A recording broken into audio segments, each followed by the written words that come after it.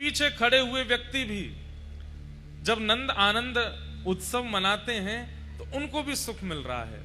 जिनको बैठने की जगह नहीं मिली वो बाहर खड़े होकर के सुख ले रहे हैं, छतरी में खड़े होकर के सुख ले रहे हैं। सोचिए, ये सामान्य आज की स्थिति में हम लोगों को इतना सुख मिल रहा है। जिस समय ठाकुर जी प्रकट भय होंगे ब्रजमंडल में, वह समय स्थिति कहा भाई। अवाद्यंत विचित्राणी वादित्राणी महोत्सवे, जो वाद्य बजाने के नहीं होते उनको भी बजा रहे हैं और ब्रजवासी सब आनंद मना रहे हैं। कोई अपने हाथ में शंख बना करके शंख की ध्वनि निकाल रहा है, कोई अपना मुख फुला करके गाल ही बजा रहा है, कोई किसी के कंधा पे बैठ करके सिर बजा रहा है, कोई को बहुत बड़ा पेट है तो आगे पेट ही बजा रहे हैं, थाली बजा रहे हैं, कांसे बजा रहे हैं, कटोरी बजा रहे हैं, जो हाथ पड़ रहे हो सब बजा रहे हैं और नाच रहे हैं, गा रहे हैं। नंद घर आनंद भयो जय कन्हैया लाल की।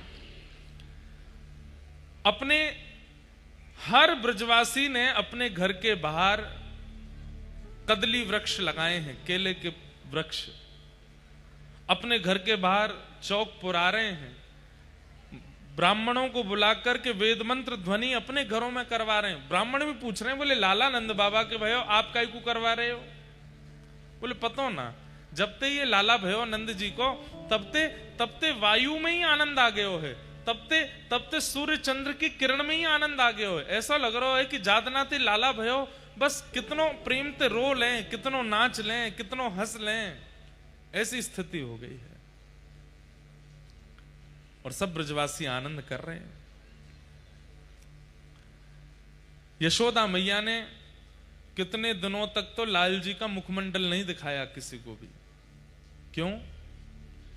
मेरे हृदय को लाला है, मेरो नीलमणि है, मैं कोई को काय को दिखाऊं? नंद बाबा ने प्रार्थना करी, अरे यशोदा, ये सब ब्रजवासी खड़े हैं, सब देखवे के काजी आए लाला को। नंद रानी यशोदा लेकर के गई, अटारी पर जाकर के जैसी गोद में लाला लेके आई, ब्रजवासी हल्ला करने लगे, जय जयकार करने लगे, मैया मुखमंडल दिखाई दे।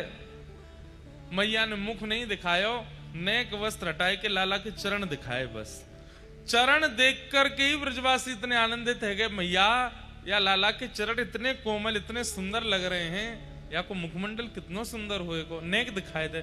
मैया बोली नजर लग जाएगी, अभी ना दिखाए रही। 6 दिन तक ठाकुर जी का मुख नहीं देखा किसी ने, यशोदा मैया दिखाई नहीं रही है।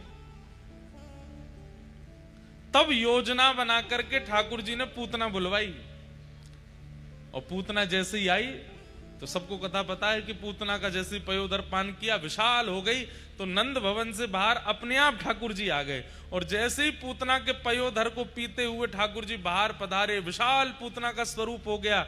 84 कोस में दूर दूर तक सबने ठाकुर जी के दर्शन कर लिए, सबको लाल जी दिखाई दे गए। ऐसे ठाकुर जी दिखे। बाद ना पहली बार ठाकुर जी निकले हैं। छठ पूजा जिस दिन थी, ठाकुर जी की छठी पूजी गई, उसी दिन ठाकुर जी के दर्शन सबको भये। इसलिए नाथद्वारा में और कई जगह छठ उत्सव और सुंदर मनाते हैं ठाकुर जी का, क्योंकि आज प्रथम दर्शन भये लाल जी के। नाथद्वारा में और हमारे पुष्टि मार्ग के कई स्थानों पर तो छठ उत्सव ठाकुर जी का जन्माष्टमी से एक दिन पहले करते हैं।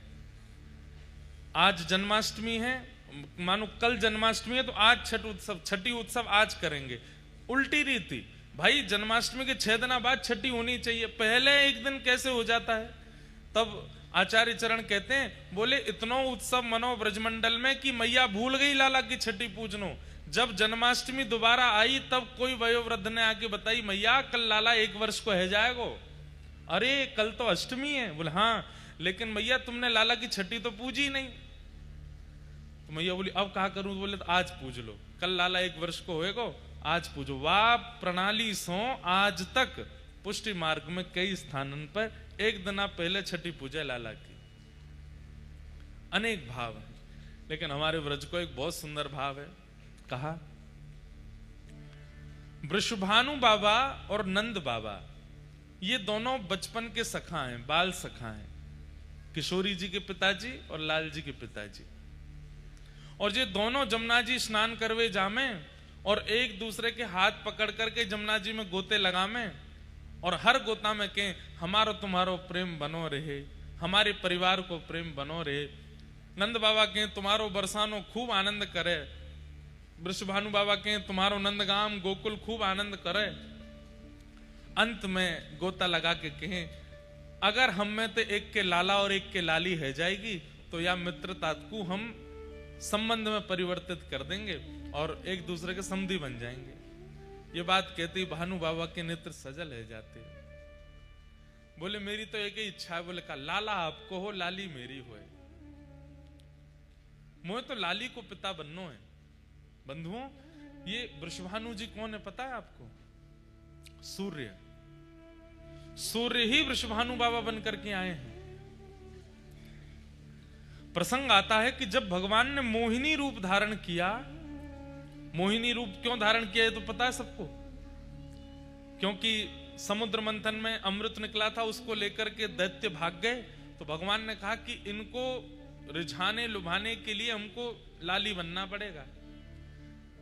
वही हुआ। मोहिनी बनकर के जैसे ही ठाकुर जी आए, इतने सुंदर बनकर के आए, राक्षसों ने सीधा अमृत कलश हाथ में दे दिया। बोले तुम पिलाओ, तुम्हारे हाथ से पिएंगे। मोहिनी भगवान बोले पहले देवताओं को पिला दूं। क्यों? अरे अमृत कलश है ना, ऊपर पतला पतला है, नीचे गाढ़ा है। पतला पतला इनको पिला देती हूं, गाढ़ा गाढ़ा तुमको पिलाऊंगी। दैत्य सब बोले तुम जैसे चाहो पिला दो, हम तो तुम्हारे हाथ बिक गए हैं। इतने सुंदर बन के आए ठाकुर जी। कहते हैं केवल दैत्य नहीं, देवता भी ठाकुर जी के रूप पर मोहित हो गए थे। कई लोगों को ये बात अनुचित सी लग जाती है।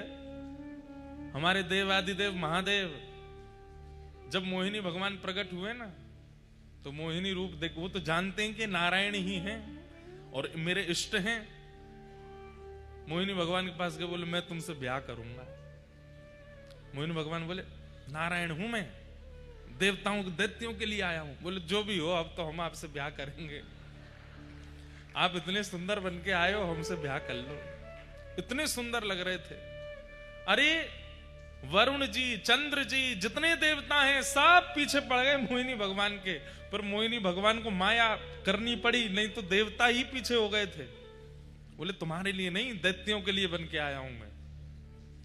लेकिन कहते हैं कि जब मोहिनी बनकर के ठाकुर जी आए, सारे देवता उनसे ब्याह करने की इच्छा रख रहे थे, लेकिन एकमात्र सूर्य थे।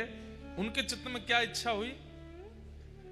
सबके मन में इच्छा है इतनी सुंदर पत्नी हो, पर उनके मन में इच्छा थी इतनी सुंदर बेटी हो, मेरी बेटी। मैं इतनी सुंदर पुत्री का पिता बनूं, ये मुझे सौभाग्य मिले। मोहिनी भगवान और किसी के भावना पर नहीं रीझे, लेकिन टेढ़ी नजर से सूर्य नारायण को देखने लगे। बोले आप जो सोच रहे हैं मुझे बहुत भा रहा है। तो बोले पूर्ण कर दीजिए ना। बोले करूंगा। कब करेंगे? बोले द्वापर में जब हम कृष्ण बनकर के आएंगे, तब आप ही वृषभानु बनकर के आएंगे और आपके यहां मेरी ही आह्लादनी शक्ति। आह्लादनी शक्ति मतलब कुछ अलग नहीं है बंधुओं। आह्लादनी शक्ति किसको कहते हैं?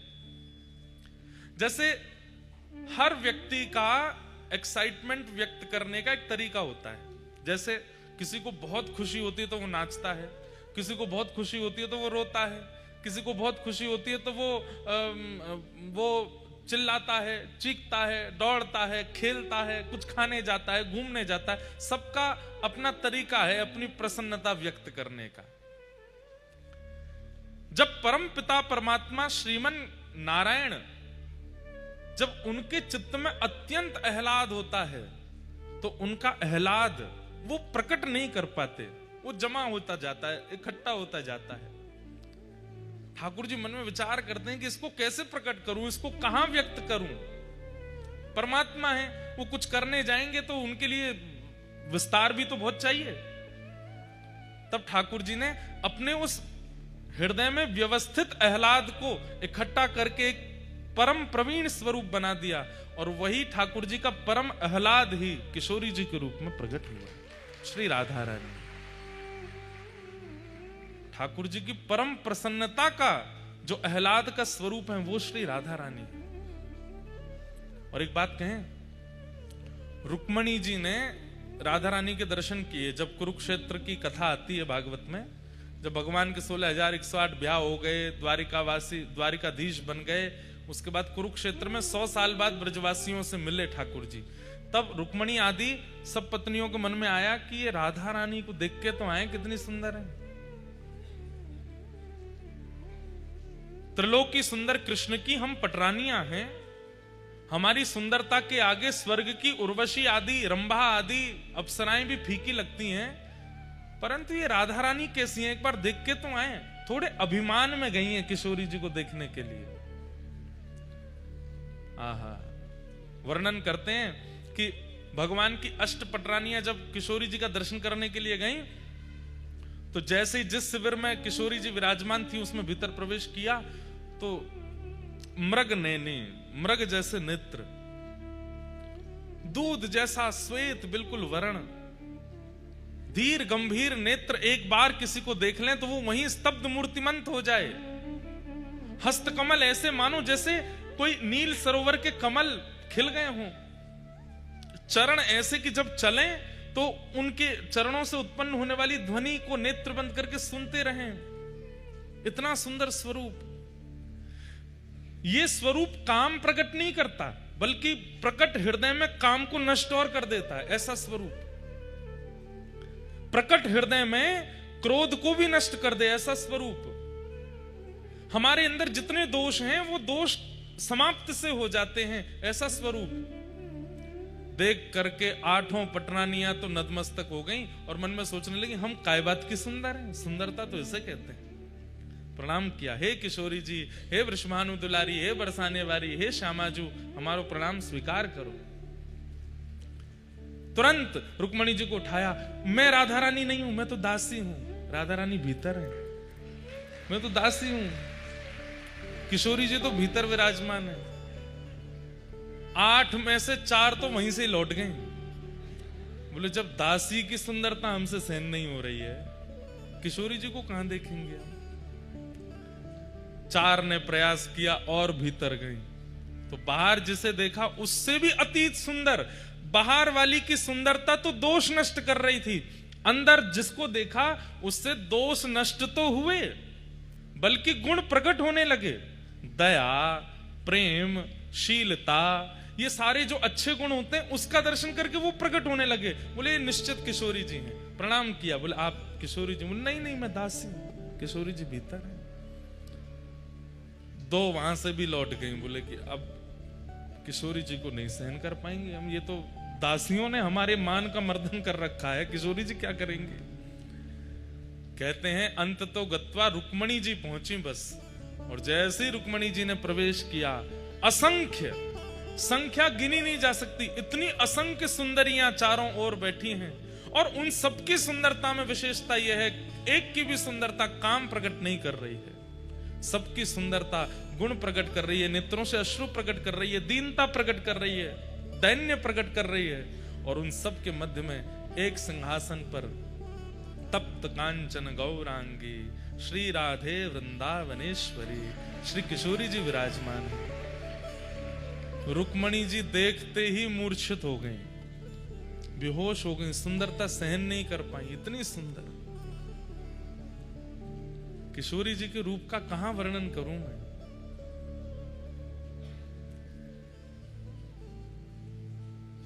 तुरंत किशोरी जी ने जाकर के रुक्मणी जी को संभाला। जब होश में आई, कहां तो देखने आई थी, परखने आई थी, जानने आई थी, अब स्थिति क्या हो गई।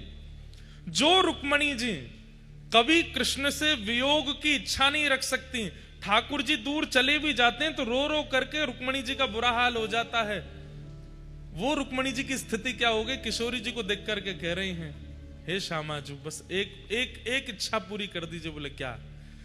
बहुत वर्षों तक द्वारिकाधीश की सेवा करी, अब आप अपनी सेवा में मुझे भी दासी बना लें और अपने साथ बरसाने ले चलो, हम द्वारिका को प्रणाम करके आपकी शरण में बरसाने चलें। तब किशोरी जी ने हृदय से लगाया, नहीं, हमारे प्राण आपके पास हैं, उनकी सेवा आपको करनी है, और जब समय होगा तो हम आपको स्मरण कर लेंगे। जब बाहर रुक्मणी जी निकल करके आई तो कहते हैं 2 दिन तक तो मौन ही रही, बोली ही नहीं, बस नेत्रों से अश्रुपात और ध्यान में बैठी हैं किशोरी जी के। इतना सुंदर स्वरूप। तब जैसे तैसे सब जो दर्शन नहीं कर पाई तो उन्होंने पूछा बताइए तो सही उनका रूप कैसा है। तो रुक्मणी जी वर्णन करती हैं, जब श्याम सुंदर स्वधर्मा सभा करते हैं और जब रात्रि में हरे थके हारे जब लौट करके कक्ष में आते हैं, अपने मुकुट को उतार के धर देते हैं, अपने घुंघराले केशों को जब खोल लेते हैं, अपने सुबह के भारी वस्त्रों को हटा करके रात्रि के कोमल और हल्के वस्त्र धारण कर लेते हैं और अत्यंत थकान में जब आराम से अपनी शयन शैया पर श्री कृष्ण लेट जाते हैं, उस समय के श्री कृष्ण, उनका वर्ण यदि गोरा कर दिया जाए तो ऐसा लगेगा किशोरी जी सो रही हैं। एक से हैं दोनों, बिल्कुल कोई अंतर नहीं है। बस श्याम सुंदर गौर सुंदर हैं, वही श्री राधा रानी है, कोई अंतर नहीं। हमारी किशोरी जी इसलिए घूंघट में रहती हैं वृंदावन में। राधा रमण लाल बगल में घूंघट में किशोरी जी, बिहारी जी बगल में घूंघट में किशोरी जी, राधा वल्लभ जी बगल में घूंघट में किशोरी जी। क्यों? बोले इनकी सुंदरता ऐसी है कि भैया तुम लाला की सुंदरता देख के तो मरे जा रहे हो, किशोरी जी ने घूंघट उठा लियो तो कहा करोगे। और ये तो चलो एक वैसी बात है, लेकिन वास्तविक बात क्या है, ये जो श्याम सुंदर यूं खड़े हैं ना, फिर ये घूंघट उठ गया तो यूं ही रहेंगे, उनको ही देखते रहेंगे, यूं नहीं रह पाएंगे। जब देखी वृषभानुजा ही विच उठी हुक, वंशी रह गई हाथ में फिर न लागी फूंक। ये वंशी तब तक बजती है जब तक किशोरी जी नहीं आई। जैसे ही किशोरी जी दिख जाती हैं, ठाकुर जी वंशी नीचे, किशोरी जी कहें आप मेरे सामने क्यों ना बजाओ। अरे श्यामाजू कहा बताऊं, आप जैसे ही सामने आमे या में फूंक ही ना पड़े, या में स्वर ही ना निकले। तो इसलिए किशोरी जी क्या करती हैं, सघन कुंज में छुप करके वंशी सुनती हैं ठाकुर जी की। क्यों? वो जैसे ही आती है वंशी बंद हो जाती है। बड़ी लीलाएं भैया, ब्रज की अंतरंग लीलाएं, उनका कहां तक वर्णन करें, एक से एक अद्भुत लीला।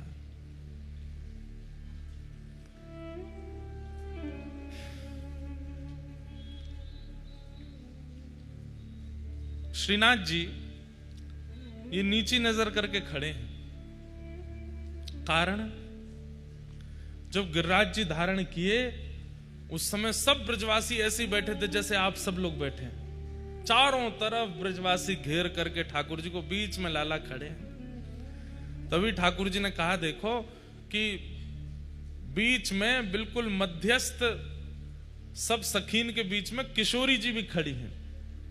ठाकुर जी बोले जय बढ़िया है, लाडली जी सामने खड़ी हैं, इनके रूप लावण्य को दर्शन करूं। तो किशोरी जी को देख रहे हैं ठाकुर जी, गिरिराज जी धारण करके नीचे खड़ी हैं, या हमारे ये स्वरूप है, ऐसे नीचे नजर करके किशोरी जी का दर्शन कर रहे हैं। हमारे जयदेव महाप्रभु तो गीत गोविंद में कहते हैं, अभिनव जलधर सुंदर धृत मंदर ए, श्री मुख चंद्र चकोर जय जय देव हरे। बोले भैया लाल जी ने इंद्र ते कही है कि तू 7 दिना नहीं, तू जब तक तो पे है ना सके तब तक वर्षा कर तो ही रहे। जयदेव महाप्रभु कहते हैं, बहुत सुंदर बात है, ध्यान से सुनो। जयदेव महाप्रभु बोले हे महाप्रभु जगन्नाथ जी एक बात बताओ। बोले क्या? आपने गिरिराज जी उठाए, सबको पता चल गया कि आप भगवान हो, इंद्र को पता नहीं चला। और इंद्र ने इतनी बुद्धि विवेक नहीं रखी कि 7 वर्ष का बालक 7 कोस लंबे चौड़े गिरिराज जी को एक उंगली पर धारण कर रहा है, यह सामान्य मानव तो नहीं कर सकता, ये परमात्मा ही होंगे। और यदि इतना भी इंद्र को पता नहीं चला तो काय बात का देवराज है वो। भाई इतनी बुद्धि तो हम सामान्य लोग भी करते हैं कि इतना बड़ा कोई कार्य कर दे तो मानव तो नहीं हो सकता। तब जगन्नाथ जी बोले नहीं, इंद्र को पता चला ही नहीं था कि मैं परमात्मा हूं। बोले सुनिए, ये तो बात आपने सबको बोल रखी है कि इंद्र को पता नहीं चला, पर अंदर की बात मुझे पता है। तो ठाकुर जी बोले क्या पता है? बोले मुझे पता है, जैसे ही आपने गिरिराज जी उठाए, इंद्र को तो तभी पता चल गया था कि आप परमात्मा हो। लेकिन उसने 7 दिन 7 रात्रि तक वर्षा क्यों करी? बोले क्यों? क्योंकि जैसे ही आपने देखा कि सामने किशोरी जी खड़ी हैं, एक टक देखने का अवसर मिलेगा, ना ये इधर जामेंगी ना ये उधर जामेंगी, बढ़िया इनको दर्शन करने को अवसर मिलेगा, तो आपने ही इंद्र को आज्ञा करी। बोले सुन, जितनों तो पे भंडारे बरसा तो ही रहे, मैं यूं ही खड़ा रहूंगा, ये मेरे सामने ही खड़ी रहेंगी, इनको देखता रहूंगा। वो तो 7 दिन 7 रात्रि में इंद्र के पास पानी खत्म है गयो, नहीं तो आप तो 7 साल तक यूं ही खड़े रहते। तब जगन्नाथ महाप्रभु के नेत्र सजल हो गए और उन्होंने गीत गोविंद को, जो ये पद है, इसको प्रमाणित कर दिया। बोले जो भी गाएगा इसको मैं उसको प्राप्त होऊंगा। क्यों? क्योंकि मेरे अंतरंग भेद को जयदेव महाप्रभु जानते हैं। ये 7 दिन 7 रात्रि तक कुछ भाई लॉजिकल बात है, इंद्र को नहीं पता चला कि ये परमात्मा है, मुझे नहीं वर्षा करनी चाहिए। ठाकुर जी नहीं आज्ञा कर रखी, जितना ऐसा कि बरसात हो रहे। 7 दिन बाद जब ऐसी रिमझिम हो गई तो ठाकुर जी बोले कहा भयो खत्म है गयो पानी, सब बरसाई दियो, अब तो जय जय मुंह पे पानी ना बचो। तब जाके आपने गिरिराज जी नीचे धरे, नहीं तो आप तो यूं ही खड़े रहते। अभिनव जलधार सुंदर धृत मंदर धृत मंदर श्रीमुख चंद्र चकोर जय जय देव हरे श्रीमुख चंद्र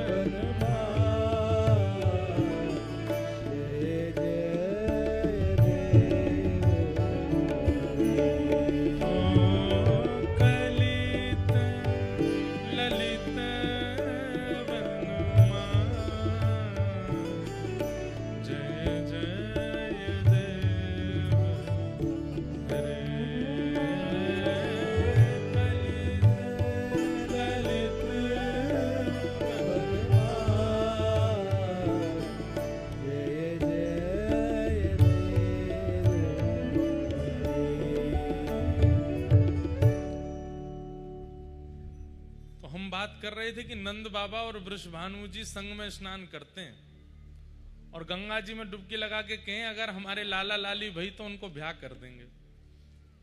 अब वृंदावन में 2 रीति चलती हैं। एक रीति के अनुसार तो किशोरी जी 1 साल पहले भई हैं ठाकुर जी से, और एक रीति के अनुसार किशोरी जी 1 साल बाद भई हैं ठाकुर जी के। दोनों रीति अपनी जगह ठीक हैं। कई लोग बड़ों माने, कई लोग छोटों माने, पर अब जो हम लीला सुनेंगे उसमें किशोरी जी छोटी हैं ठाकुर जी से। तो वृषभानु बाबा के यहां खबर पहुंच गई। बोले कहा नंद जी के लाला भयो है। जैसे ही सुनी नंद जी के लाला भयो है महाराज, तुरंत वृषभानु जी ने अपने सब मंत्री आदि सब इकट्ठे किए, खूब डलियान में सामग्री भर भर के, और महाराज टोपी कुर्ता लेकर के, बढ़िया सुंदर श्रृंगार, गरे के हार और रत्न आदि लेकर के, और पहुंच गए भानु बाबा।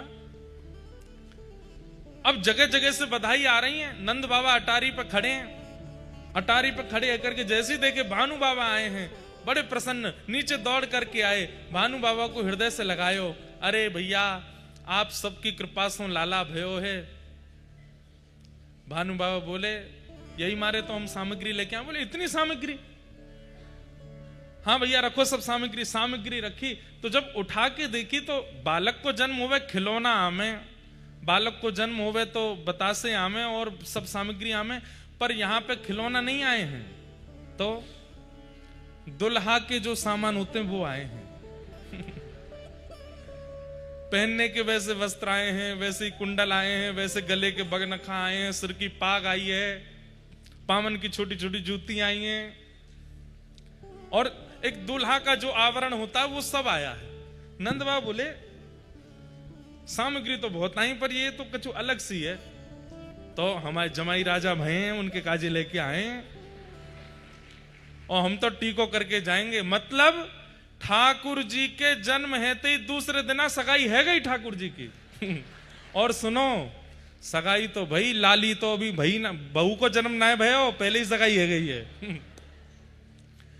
नंद बाबा के आंखन में आंसू आ रहे हैं और यशोदा मैया तो कह रहे देखियो ये कैसो लाला भयो हमारे यहाँ। बोले क्यों? अब भाई लाली को जन्म ही ना भयो, भानु बाबा की अभी कोई लाली है ही ना, और ये तो पक्की करके आए। पंडित जी पूरी पीली चिट्ठी आदि सब लिख रहे हैं ठाकुर जी के नाम से, बढ़िया पक्को है गयो संबंध। नंद बाबा तब तो कुछ बोले नहीं। ठाकुर जी को टीको है गयो, गले में हार पहना दियो, छोटी सी अंगूठी पहना दी, पावन में जूती पहना दी, सिर पर पाग पहना दी, और जैसे जमाई के पांव छूमे ऐसे पांव छू छू करके, और भैया पलना में जमाई राजा झूल रहे हैं, ससुर जी परिक्रमा कर रहे हैं, वंदन कर रहे हैं। नंद बाबा तो देखते रहे, कुछ बोले नहीं, भावुक हो रहे हैं। पर थोड़ी देर बाद जब भानु बाबा आए, बधाई हो अब तो हम समधी है गए। समधन जी राम राम। यशोदा मैया भी कह रहे सब ठीक है भैया, लेकिन नंद बाबा पूछ बैठे एक बात बताओ। भानु बाबा बोले कहा मैं बुरा मत मानी हूं। बोले ना मानूंगा। देखो सौगंध है, बुरा मत मानी। बोले ना मानूंगा। तुमने लाला को टीको कर दियो, अंगूठी पहना दी, सब कर दिए, रिश्तो पक्को कर दियो, सगाई कर दी, पर बहू कहाँ है? हमारी बहू को जन्म तो भयो ना अभी, और जहां तक मोए खबर है अभी दूर दूर तक कोई संकेत भी नहीं है कीर्ति मैया के। तो ये आप ये पक्की अक्की करके चले गए हो, कैसे या को होगो कैसे? बोले कि देखो ब्राह्मणन ने संग लेके आया हूं, और शास्त्रन में बताए गए रीति रिवाजन के अनुसार मैंने सब संबंध कर दियो है, टीको कर दियो, जूती पहना दी, अंगूठी पहना दी, सब पक्की कर दी, सगाई है गई, ब्राह्मणन की साक्षी में सब मैंने कर दियो। अब जमाई तो मेरे लाला बन गयो है, अब जमाई की पूर्ति करवे के काज देवतान को लाली भेजनी पड़ेगी मेरे घर। अब तो लाली को आनो ही पड़ेगो। यमुना मैया, गंगा जी, यमुना मैया, गैया और सब ब्राह्मणन की सन्निधि में मैंने लाला को टीको कियो है। अब इन सबन की जिम्मेवारी है कि लाला की सगाई है गई है, मैं ससुर बनूंगा। अब ससुर तब बनूंगा जब लाली होगी, तो लाली इनको देनी पड़ेगी। या हमारे मैं तो पक्की करके आया हूं कि अब लाली होएगी, अब तुमको भरोसा लाली ही होएगी। सब बाहर जैसी बात खबर हवा की तरह, ऐसी बातें तो बहुत जल्दी फैल जाती हैं। वैसे कितना अच्छा कर रहा है व्यक्ति संसार में, वो कितना दान कर रहा है, कितना पुण्य कर रहा है, कितने भले कर रहा है, उसकी बात नहीं फैलेगी। लेकिन एक तो उसने गड़बड़ी क्या करी ये बात, और किसका कहां कैसे संबंध सगाई कहां हो रही, ये बहुत जल्दी फैल जाती है, हवा की तरह फैलती है। बाहर हल्ला मच गया, बोले अरे बधाई हो बधाई हो। बोले काय बात की बधाई? बोले लाला भयो, बाकी तो बधाई चली रही है, अब काय की बधाई? बोले लाला को संबंध भी है गयो, लाला की सगाई है गई। सब ब्रजवासी नंद घर आनंद भयो गा रहे थे, अब कहा गा रहे हैं?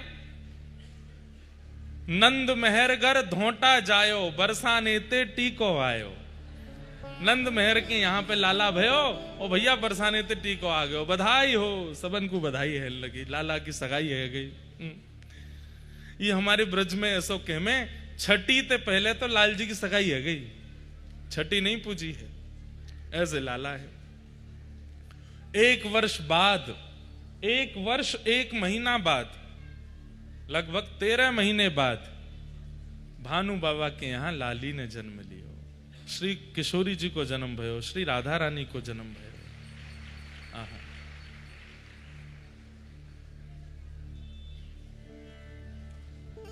एक पंक्ति है बहुत सुंदर। अब ये सब कथा में ऐसे आज बोलनी नहीं थी, पर निकल रही है अपने आप। माहौल अब चिंता करके बैठ जाएं कि भाई क्या हो गया, पानी भर गया, तो सब अब तो कथा हो रही है, तो उसमें बढ़िया प्रेम से आनंद ही ले लें। जैसी स्थिति है वही को आनंद ले लें।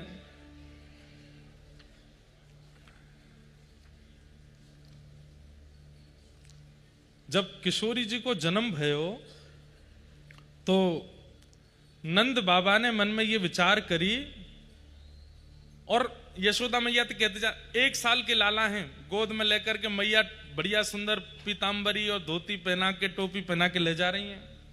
लाला ससुराल जा रहे हैं पहली बार, 1 साल के।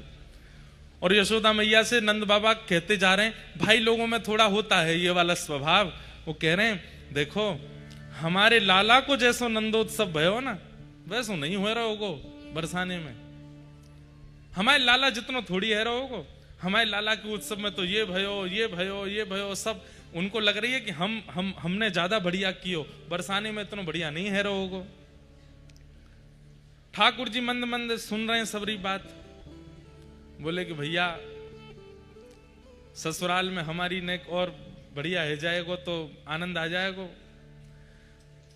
तो जैसे ही बरसाने आने लगे, समीप पहुंचने लगे, तो जैसे वर्षा में नीले बादल आकाश में दिखाई देते हैं, थोड़ी दूर बचा है बरसाना, पीले पीले पीले केसरी गुलाबी और ऐसे विचित्र विचित्र रंग के बादल दिखाई दे रहे हैं आकाश में।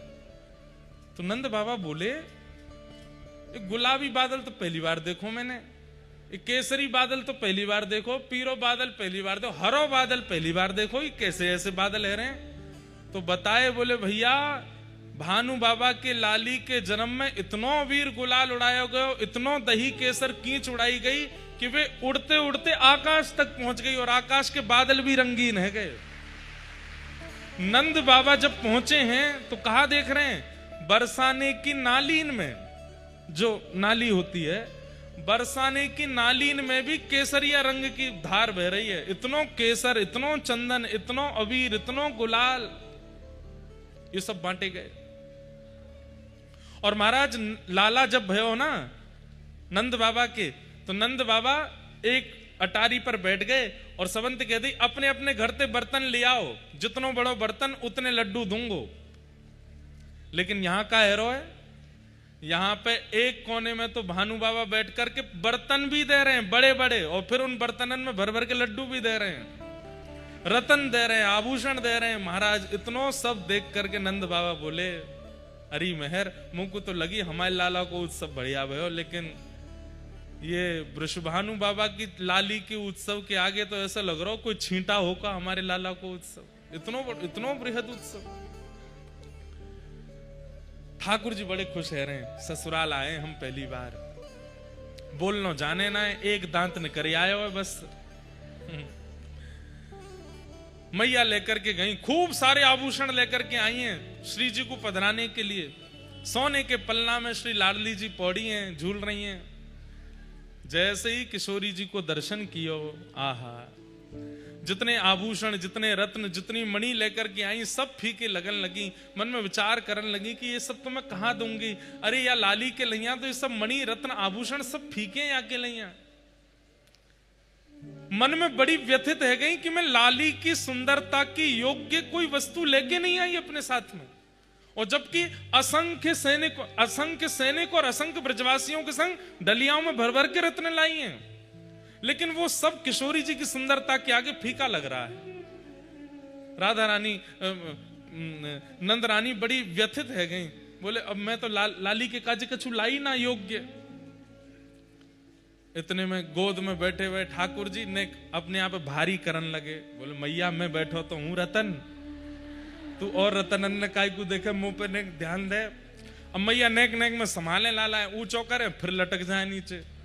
मैया को ध्यान ही ना जा रहा हो लाला पे, वो जो सोच रही कोई रत्न नहीं लाई, अरे नंद बाबा हमारे हमारे गोकुल में ऐसा कोई आभूषण नहीं है, ऐसा कोई मणि नहीं जो वृषभानु लाली को दियो जा सके।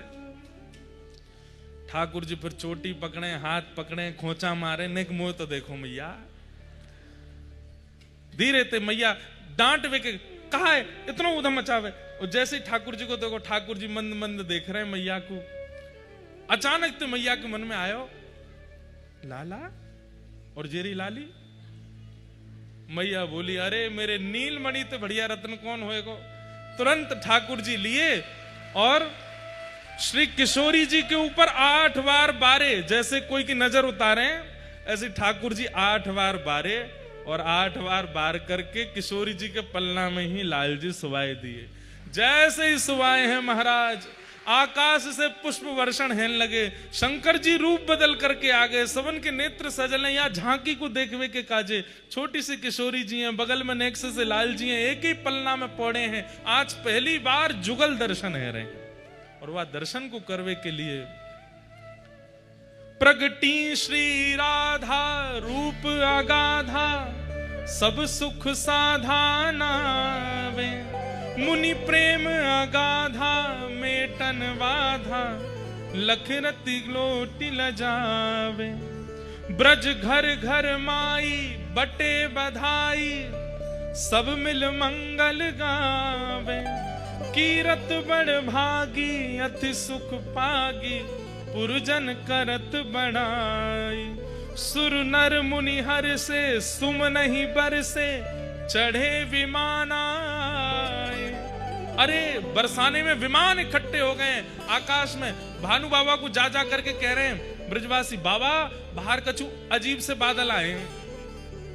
बाहर आए करके देखे तो बादल नहीं है, चमक रहे हैं आकाश में, एक यहाँ एक यहाँ एक यहाँ एक यहाँ। थोड़े जब नीचे आए तब देखे चतुर्मुख ब्रह्मा जी खड़े हैं हाथ जोड़ करके, इधर देखे साक्षात वरुण जी खड़े हैं और सब पुष्प वर्षण करके भानु बाबा के अंगना में प्रगटी श्री किशोरी जी को वंदन कर रहे हैं। भय चित्र से ठाड़े लखि सुड़ बारे, बाजे विविध बजावे। नारद सनकादि शिव ब्रह्मादि, भृगुआदिक मुनि जेते। इंद्रादिक जे जहां सुन नर ते, तहां आए सजन समेत। सब मिलकर जोरे करत निहोरे, जय जय भानु दुलारी। जय कीर्ति कुमारी जय हरि प्यारी, जय जय सुखदातारी।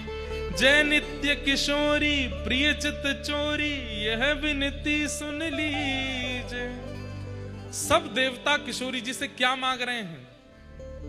कितना सुंदर बात, क्या मांग रहे हैं? ब्रजवास ही दीजे, ब्रज रज दीजे, चरण शरण रख लीजे, चरण शरण रख लीजे।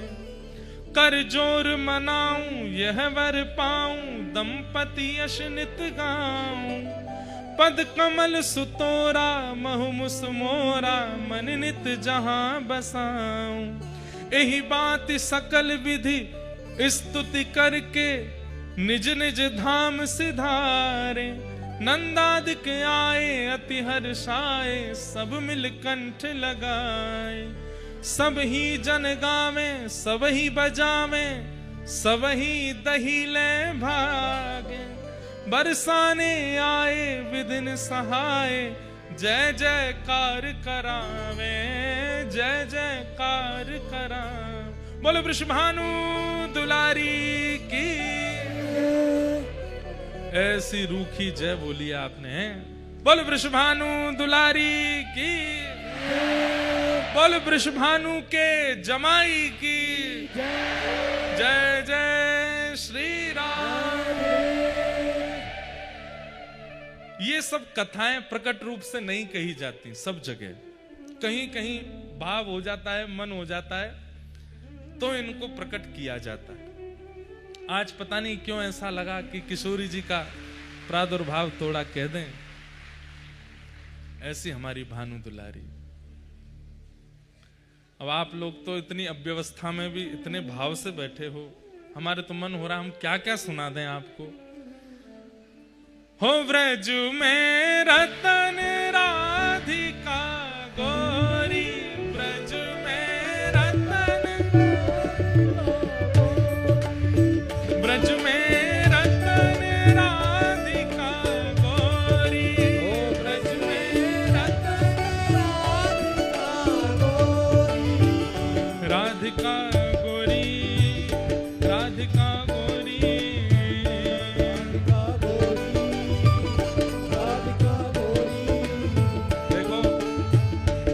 रिस्क पे खड़े होना, जगह घिर जाएगी फिर आपकी। और कोई रिस्क नहीं है, कोई डर नहीं है कि जगह मिले नहीं मिले, तो खूब भाव से नाचो। ओ राधिका गोरी, राधिका गोरी,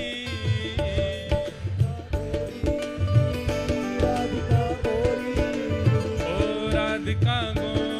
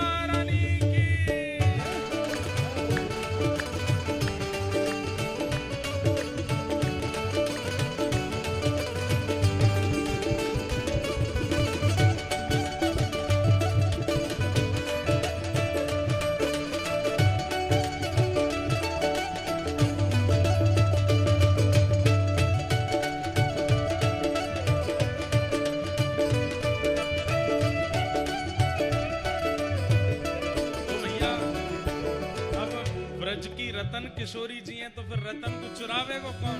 ठाकुर जी। हरलीनी वृषभानु भवन ते, हरलीनी वृषभानु भवन ते, हरलीनी वृषभानु भवन ते, हरलीनी वृषभानु भवन ते, वृषभानु भवन ते, वृषभानु भवन ते, ओ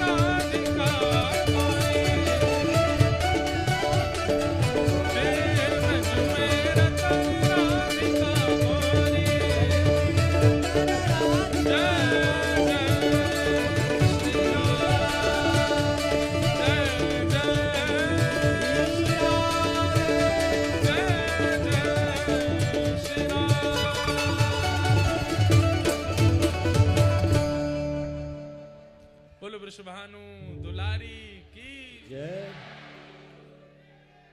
हरलीनी वृष भानु भवन ते, हरलीनी वृष भानु भवन ते, नंद सुवन की जोड़ी,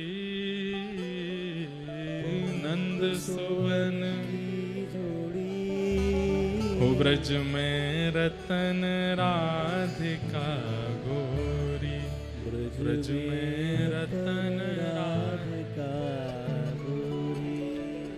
ऐसे हमारे ब्रज में कुछ लीलाएं किशोरी जी के प्राकट्य की सुनाते हैं।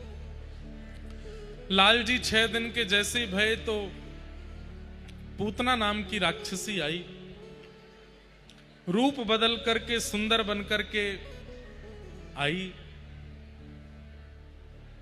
सबको लगा कि रूप लावण्य और वस्त्र इतने सुंदर हैं तो निश्चित है कि श्रेष्ठ ही होगी, परंतु यही गलती हम लोगों से हो जाती है कि हम कई बार रूप की प्रधानता और वस्त्रों की प्रधानता से व्यक्ति का आकलन श्रेष्ठ कर लेते हैं। जरूरी नहीं है कि सुंदरता और सुंदर वस्त्र ही व्यक्ति की श्रेष्ठता बनाते हैं। सबसे विशेष उसके स्वभाव का सुंदर होना आवश्यक है। कोई व्यक्ति अगर रूप से बहुत सुंदर है तो वो बहुत लंबे समय तक अच्छा नहीं लगता। अगर उसके अति सामीप्य में रहने लगो, कुछ दिन बाद उसमें दोष गुण दिखने लग जाएंगे। लेकिन किसी व्यक्ति का स्वभाव यदि सुंदर है, भले ही रूप से सुंदर नहीं है, उसके साथ लंबे समय तक रहा जा सकता है। इसलिए रूप की सुंदरता हो अच्छा है, पर स्वभाव भी मधुर हो। अब पूतना बाह्य रूप और बाह्य वस्त्र तो ऐसे पहन के आई कि किसी ने उसको रोका ही नहीं, सब उसको जाने दे रहे थे, जाओ जाओ जाओ, भीतर जाओ, बैठ जाओ। लेकिन जब यशोदा मैया के पास जाकर के ठाकुर जी को गोद में लिया, कहते हैं कि सब रूप पूतना के मुखमंडल को देख करके रीझ गए, लेकिन ठाकुर जी नहीं रीझे। ठाकुर जी ने अपने दोनों नेत्रों पर हाथ रख लिए, नहीं देखा। क्यों? कई कारण हैं। पहला कारण कि पूतना वास्तविकता छुपा करके आई, और वो ठाकुर जी को बिल्कुल प्रिय नहीं है जो अपनी वास्तविकता छुपाते हैं। वास्तविकता छुपाने का अभिप्राय मतलब सामान्य बातों में, अब ऐसे तो चोर भी अपनी वास्तविकता छुपाते हैं, डाकू भी अपनी वास्तविकता छुपाते हैं, लेकिन सामान्य रूप से जैसे हम आप जैसे लोग, हम लोग भी अपनी वास्तविकता छुपाते हैं। ठाकुर जी के सन्मुख हैं तो लोभी, हैं तो कामी, हैं तो क्रोधी, हैं तो मोही, लेकिन ठाकुर जी के सन्मुख ऐसा आडंबर करेंगे कि हम बहुत श्रेष्ठ हैं, हम तो बड़े दीन हैं, बड़े दुखियारे हैं, हम तो बड़े सरल हैं। ठाकुर जी को वो अति प्रिय नहीं लगते। ठाकुर जी कहते हैं दिखावा और अपनी वास्तविकता छुपाने वाले लोग मुझे प्रिय नहीं। जैसे पूतना, भैया ठाकुर जी वैद्य हैं और वैद्य के सामने अपने बीमारी स्वीकार की जाती है, बताई जाती है। अब जैसी भी बीमारी जो भी बता दो, वैद्य तभी तो इलाज करेगा। ठाकुर जी वैद्य हैं, उनके सामने जाकर के सब स्वीकार करो कि नाथ हम तो ऐसे हैं, हमारे अंदर ये अवगुण हैं, हम तो इस प्रकार के हैं। सूरदास जी कहते हैं, कौन कुटिल खल कामी मौसम, कौन कुटिल खल कामी, जो तन दियो ताहि बिसरायो, जो तन दियो ताहि बिसरायो। स्वीकार करते हैं सूरदास कि मैं श्रेष्ठ नहीं हूं, जबकि सूरदास कौन है ये सब जानते हैं, उनसे ज्यादा श्रेष्ठ कौन हो सकता है। लेकिन वो ठाकुर जी से कह रहे हैं मैं कुटिल हूं, मैं कामी हूं, मैं ऐसा हूं। वास्तविकता में अपने अवगुणों को स्वीकार करें ठाकुर जी का कि नाथ हम ऐसे हैं, आप कृपा करो, छुपाओ नहीं, छुपाव नहीं। पूतना रूप बदल करके आई, पहला कारण, इसलिए भगवान ने उसको नहीं देखा। दूसरा कारण, रूप बदल करके आई तो आई, यहां गोकुल में आकर के मेरा उत्सव कर रहे, मेरे भजन साधन में लगे हुए जीवों को अपनी ओर आकृष्ट कर लिया, इसलिए ठाकुर जी ने नहीं देखा। प्रसंग हमारे पूज्य नाना जी सुनाते थे कि एक बार मैया, ये कल गोपाष्टमी के प्रसंग में आता है, ठाकुर जी गैया चरावे जा रहे, तो मैया ने लाला को पादुका पहना दी। तो ठाकुर जी बोले, मैया जी काय को पहना रही है? तो मैया बोली, लाला तेरे कोमल पाम है, तू वन में जाएगो, कांटे कंकड़ लग गए तो। सो ठाकुर जी गिनती करने लगे। मैया बोली, कहा गिनो? बोले, गैयान को भी पहना दे मैया, इनके खुरन में भी बढ़िया बढ़िया पादुका पहना दे, जो इनके तो कांटे लग जाएंगे, और ये तो देख नंगे पाम जावे और फिर आए के मीठो मीठो दूध और देवे, मैया इनको भी एक पादुका बनवा दे। मैया बोली, लाला गैया पादुका ना पहने, क्यों? अरे ये तो जानवर है। जैसे ही मैया ने कही जानवर है, ठाकुर जी इतनो रोए, इतनो रोए, इतनो रोए, जिसकी कोई सीमा नहीं। यशोदा मैया चुप करावे, नंद बाबा चुप करावे, लाला चुप नाय भयो। जैसे तैसे शांत भये तो बाबा ने पूछी, लाला तू काय को रो रहो, ये तो बता। बाबा मुझको आज तक यूं ही लगती रही कि मैं तो मानव हूं, पर आज मैया की एक बात से मुझको पता चली कि मैया भी हमारी जानवर है, तू भी लाल बाबा जानवर है, ये बलराम दादाऊ जानवर है, मैं हूं जानवर हूं, हम सब जानवर ही हैं। ऐसो काय को कहवे लाला? क्यों? जब दूध देवे वारी, घी देवे वारी, दही देवे वारी, सर्वांगन रूपते हमारे अनुष्ठानन को पूर्ण करवे वारी, गोबर के चौकाते जाकी शुद्धता बने, सब प्रकार से हमारो मंगल करवे वारी गैया जानवर है सके, तो मैंने तो मैया को भी दूध पियो है, ये जानवर है। बाबा तुम भी जानवर हो, सबरे जानवर ही हैं। वादना नंदनानी यशोदा मैया ने कान पकड़ के लालत की, आज के बाद जानवर ना बोलूंगी। तब ठाकुर जी माने, नहीं तो भोजन पानी छोड़ दियो। इतनी प्रिय लगती है ठाकुर जी को गैया, इतना प्रेम ठाकुर जी गौ से करते हैं। श्री कृष्ण मंदिर यदि कहीं भी विराजमान है विश्व के किसी कोने में, बिना गैया के सेवा हो ही नहीं सकती। बिना घी के, बिना दूध के, बिना मक्खन के कृष्ण मंदिर या नारायण मंदिर कहीं विराजमान ही नहीं हो सकते, कहीं उनकी सेवा पद्धति ही नहीं चल सकती। सोचिए, छत नहीं हो तो भी चलेगा, एसी नहीं है तो भी चलेगा, लाइट नहीं है तो भी चलेगा, लेकिन गैया नहीं है तो मंदिर में सेवा नहीं हो सकती ठाकुर जी की। उस गैया को हम जानवर मानते हैं, जीव मानते हैं। हमारे लिए कितने बड़े दुर्भाग्य की बात है।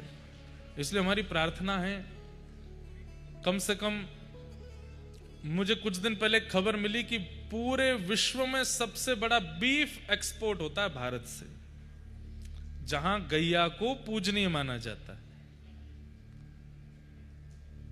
पर हम आप सब लोग ऐसे हैं, कथा बहुत ध्यान से सुनेंगे, सारी बातें बहुत ध्यान से सुनेंगे, लेकिन गौ संबंधी चर्चा, राष्ट्र संबंधी चर्चा आती तो लोगों के फोन निकल आते हैं, फोन देखने लगते हैं, एक दूसरे से बात करने लगते हैं, सारा इंटरेस्ट खत्म।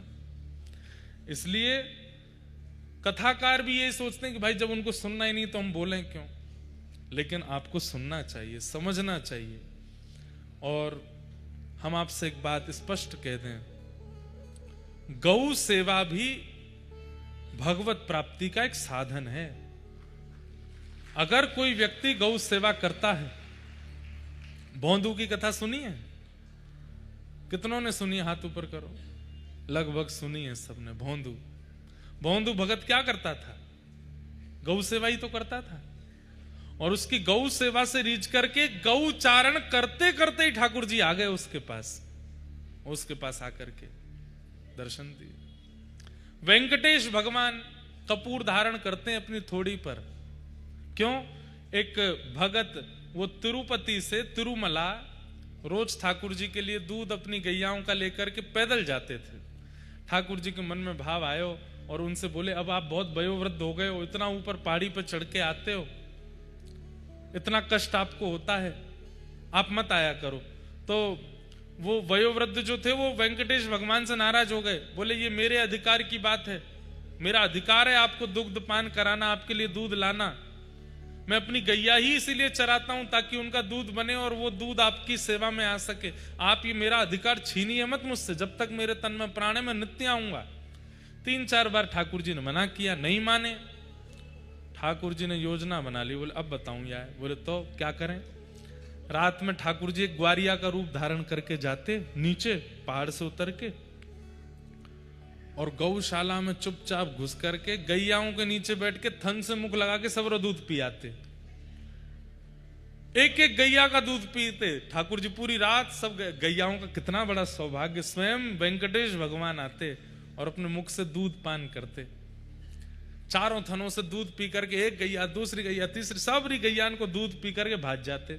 अब जैसी सुबह होती वो ग्वारिया उठता और स्नान ध्यान करके जैसे ही ठाकुर जी के लिए ऊपर दूध लेके जानो निकार में बैठ तो सब दूध खत्म। एक दिन हो गया, उसको बड़ा अंदर ग्लानि हुई, आज तो मैं दूध ले जा ही नहीं पा रहा ठाकुर जी के लिए। ठाकुर जी ऊपर प्रसन्न है, मेरे भक्त को कष्ट है तो ऊपर आवे में, अब बढ़िया नीचे बैठो रहेगो। दूसरे दिन फिर ठाकुर जी आके पी गए, तीसरे दिन फिर पी गए। 3 दिन जब हो गए तो उसने विचार किया कि गैया तो बढ़िया चारा खाती है और बढ़िया बछड़ा बछिया भी दूध नहीं पी पा रहे, ऐसा लगे कोई दूध चोरी करता है। तो आज उसने हाथ में लकुटी रख के सोया और रात्रि में ही सोने का नाटक किया। चदरिया ओढ़ के आंख खोल के बैठो, देखूं कौन चोरी करे।